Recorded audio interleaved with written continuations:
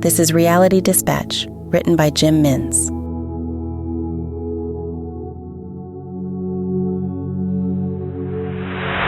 He planted his mouth over the hole to secure every last drop and felt the satisfaction of the cool, spicy liquid warm and chill his throat simultaneously. It was a satisfaction that only the first drink can give, and he relished the taste with every subsequent gulp. His colleagues cheered as he consumed the entire can in 3 swallows, his first consumption of alcohol in 3 years, as ordered by the court. He was a free man, and his freedom allowed for a recklessness that acted as a holiday for his conscience. Tonight would be debauchery. The threat of his bail conditions notwithstanding, his desire to feel overcame the fear of a return to his circumstances from a day earlier. The encouragement of his friends did little to assist his decision. He watched her at the bar talking to her friends as they sat in a horseshoe formation. She was the center of attention, and he eyed her uncomfortably and was aware of his intrusion on her night. She touched her neck with the occasional itch. He knew that was meant for him. Her subtle messages to leave her be. He could not. His eyes were drawn. He consumed another can and looked over to where his former cellmate was finishing a story that contained violent depictions of a robbery from years earlier. There were 4 empties in front of him.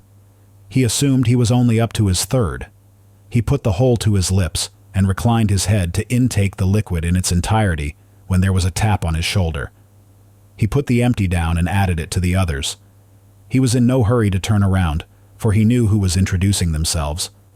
"Hey, buddy, do me a favor," said the man in the polo shirt and boat shoes. Darren eyed him and stood. The man shuddered under a convulsion in his legs. This was his tell, his giveaway. Darren knew he was afraid, but he promised the girl he would defend her honor. The man hesitated. "Just what?" Darren said as he lit a cigarette and blew a puff into the man's face. "Just leave us alone," the boat-shoed man said as he turned to leave. Darren faced his cohort, who all wore frowns. They had evil deeds in their eyes, looking for an excuse to exercise their skill set on a worthy subject. What did he want? To be a hero. The bar manager knew better than to be confrontational. Still, he didn't want smoke in the bar. "The sprinklers will go off if you keep doing that in here," he instructed. Darren put the butt out in the hole of an empty can. As they walked through the park at night, they scoured for anyone nearby to be the fodder for their sick brand of humor. They relished the idea of tormenting an unsuspecting soul who was unwise to the ways of those formerly incarcerated. They happened upon a young woman who had made the unfortunate decision to engage in her jogging routine past 11 at night through the middle of Central Park, where the shadows were few and the streetlights were still visible. Notwithstanding this, the ability for someone to interfere with her personal space and get away with such an intrusion was a real threat. Tommy chased after her as she increased her speed running past them. She was already puffed and didn't have the energy to increase her pace as she approached, but the force of the threat was enough to motivate her. Kurt followed him. They disappeared into the trees, and Darren chuckled to himself as he heard them yell after her. He wasn't much of a runner. He walked along, alone on the footpaths that were lined with oak trees. Off in the distance, he could see the lake that glistened the light of the moon. He didn't feel the need to re-engage with his company, especially if they were to commit a crime. His intoxication didn't allow him to think clearly at any rate. He thought about sitting on a bench for a rest, possibly asleep. He trailed along, alone with his thoughts that included flashbacks to his yearning for violence against the Packard boys, who had made his every waking moment a living hell inside cell block 13. It was then that he approached the concrete chessboards that sat lined up against one another. All were empty, save for one. A blind man was sitting with his piece laid out. He had chosen black. Darren had noticed the can with the white golf ball at the tip, and the sunglasses, worn at night. He wondered if it was a scam artist. The emptiness of the area confirmed his suspicion that the games ended when the daylight hours ceased. "What are you doing?" he slurred to the old man. "Waiting for someone." "Who you waiting for?" "A formidable opponent." Darren took this as an invitation to engage the man. He took his seat opposite and smirked. "That's me," he said. "What we playing for?" Your very soul, the old man replied with a matter-of-fact tone that took Darren by surprise. He too had a smirk that looked devilish. What's your wager, old man? Seriously. I am being serious. Darren moved his middle pawn. I'll tell you what, I'll play you. If I win, everything you have will be mine. Everything, the old man moved his knight in response. Hey, I thought you were blind, Darren asked. And if I win? Asked the old man. You won't, Darren said as he responded with the movement of another pawn. As you have already engaged, it is fruitless to give such warning.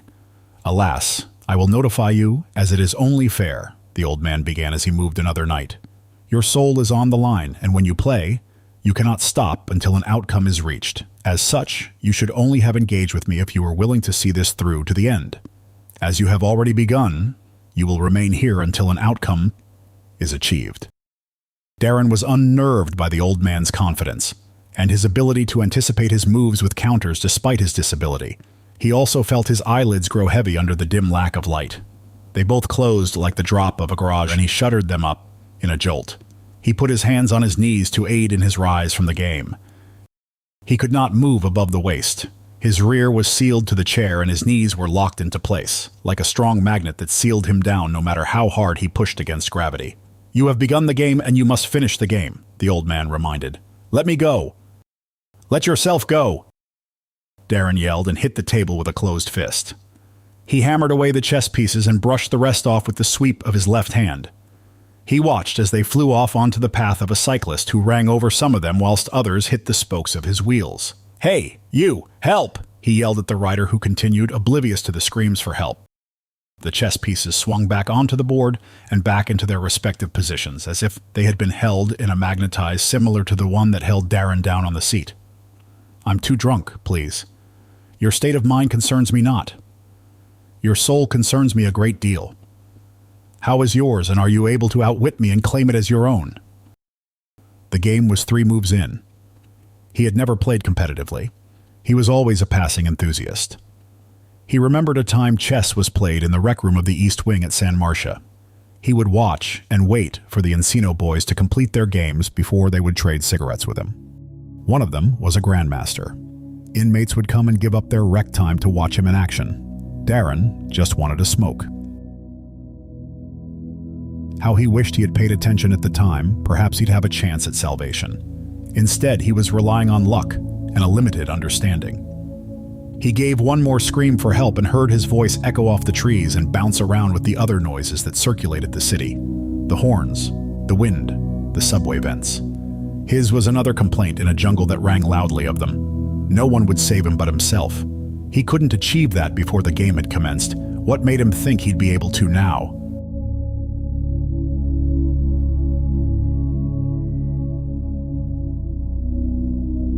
For more stories of fact-based fiction, head to jimmins.substack.com.